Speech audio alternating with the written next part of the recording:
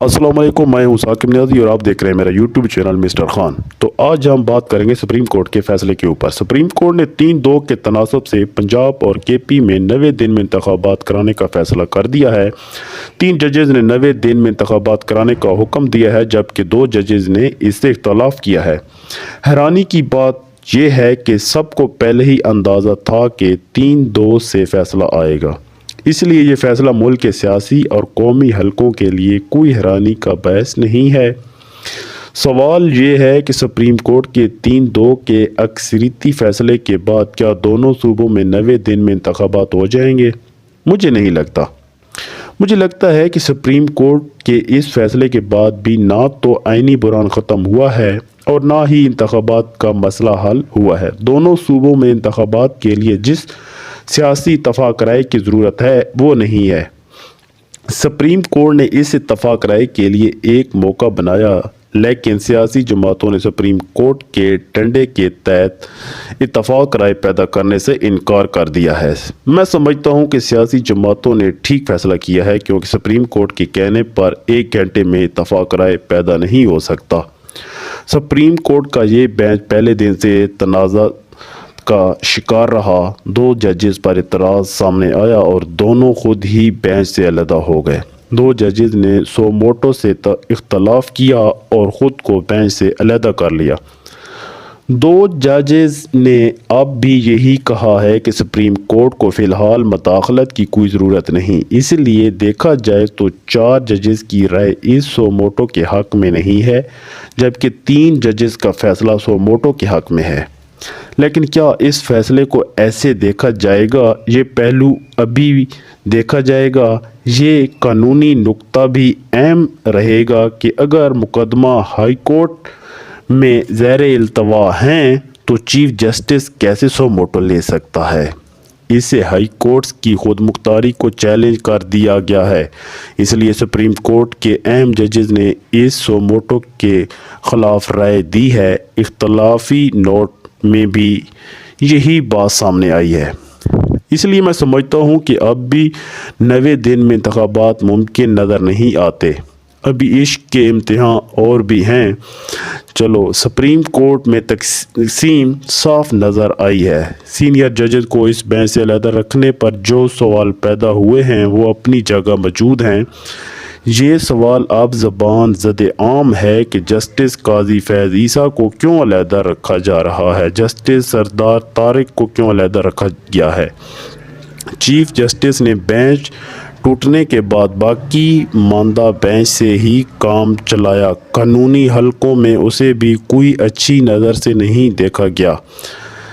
ये सवाल भी मौजूद रहेगा कि इस मामले या केस में इतनी दिलचस्पी क्यों? जजेस किसी भी केस में ख़ास दिलचस्पी नहीं दिखा सकते। इसीलिए मेरी राय में सुप्रीम कोर्ट को हाई कोर्ट्स को ये हदायत देनी चाहिए थी कि वो जल्दी फ़ैसला करें और फिर अपील में ये केस सुनना चाहिए था। ये एक कानूनी तरीका था, लेकिन सो मोटो ने कानूनी तरीके को सबूताज किया है। ये सवालात मौजूद है।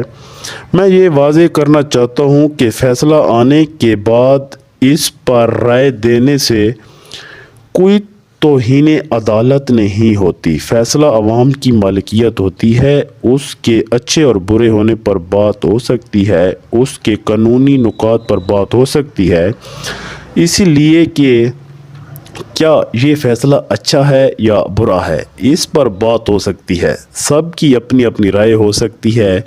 कुछ के लिए ये अच्छा फ़ैसला भी हो सकता है। आइन के मुताबिक है, आइन में लिखा है कि इंतखाबात 90 दिन में होना है, इसलिए फ़ैसला आइन के मुताबिक ही है। लेकिन क्या एक गैर आइनी व गैर कानूनी तरीके से आइनी फ़ैसला दिया जा सकता है?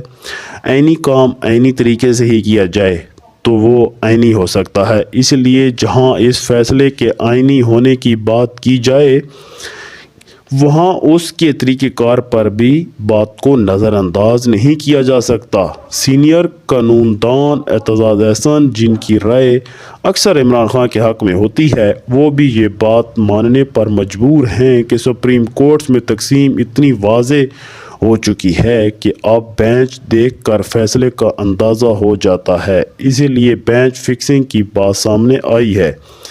یہ سوال نظر انداز نہیں کیا جا سکتا کہ بینچ بنانے کا کوئی ضابطہ قانون تو ہونا چاہیے۔ بالکل ماضی تو کوئی قانون نہیں، مرضی تو پسند ناپسند کو جنم دیتی ہے۔ یہ سب عدلیہ کی ساکھ کے لیے ٹھیک نہیں ہے۔ عدلیہ کو سیاسی تنازعات سے دور رہنا چاہیے۔ سیاسی فیصلوں کے سیاسی مضمرات ہوتے ہیں، سیاسی فیصلوں کے سیاسی نتائج سامنے آتے ہیں۔ موجودہ فیصلے کے بھی سیاسی نتائج سامنے آئیں گے۔ عدلیہ پہلے ہی سیاسی تنازعات کا شکار ہے، اب اس کے بعد مزید تنازعات کا شکار ہوگی۔ عدلیہ کے ذمہ داران کو اس بات کا احساس کرنا ہوگا کہ عدلیہ کی ساکھ عام آدمی کے ذہن میں خراب ہو رہی ہے۔ جلسوں میں ان کے بارے میں بات ہو رہی ہے، سیاسی گفتگو میں عدلیہ کی بات ہو رہی ہے، عدلیہ کے سیاسی فیصلوں کی بات ہو رہی ہے۔ پارلیمان میں عدلیہ مخالف تقاریر سامنے آ رہی ہیں۔ یہاں امر بھی قابل ذکر ہے کہ کیا عدلیہ کو اپنے وقار کی حفاظت کے لیے توہین عدالت کے قانون کا استعمال کرنا چاہیے یا عوامی رائے کو برداشت کرنا چاہیے۔ ججز کو سیاسی معاملات سے دور رہنا چاہیے، لیکن افسوس کی بات ہے کہ لوگ اب ججز کو بھی سیاسی جماعتوں کے تناظر میں دیکھتے ہیں۔ کون کس کی حمایت کرتا ہے کا تاثر افسوسناک ہے۔ 90 دن میں انتخابات کے حوالے سے 2 ججز نے اپنے اختلافی نوٹ میں ان 2 ججز کی رائے بھی جو شامل کیا ہے جو پہلے ہی اس سو موٹو کو مسترد کر چکے تھے۔ انہوں نے اپنے اختلافی نوٹ میں لکھا ہے کہ ہم اپنے فاضل ممبران کی اس رائے سے متفق ہیں اور ان کے ساتھ کھڑے ہیں۔ اب یہ تو ماہرین قانون ہی بتا سکتے ہیں کہ کیا فیصلہ 3-2 سے انتخابات کروانے کے حق میں آیا ہے یا 4-3 سے سو موٹو مسترد ہو گیا ہے، لیکن کسی حد تک اس سو موٹو کے خلاف سپریم کورٹ سے اکثریتی رائے آئی ہے۔ بہرحال میری رائے میں پارلیمان اور عدلیہ کی لڑائی نہیں ہونی چاہیے۔ پارلیمان اور عدلیہ کے درمیان سیز فائر کی ضرورت ہے، محاذ آرائی ایک کے محاذ میں نہیں ہے۔ سپریم کورٹ کو اپنے اندر اصلاحات کا آغاز کرنا چاہیے، بینچ بنانے کے طریقے کو شفاف بنانا چاہیے، سو موٹو کے طریقے کو شفاف بنانا چاہیے۔ سپریم کورٹ میں جونیئر ججز کو لانے کی روایات ختم ہونی چاہیے۔ اللہ حافظ۔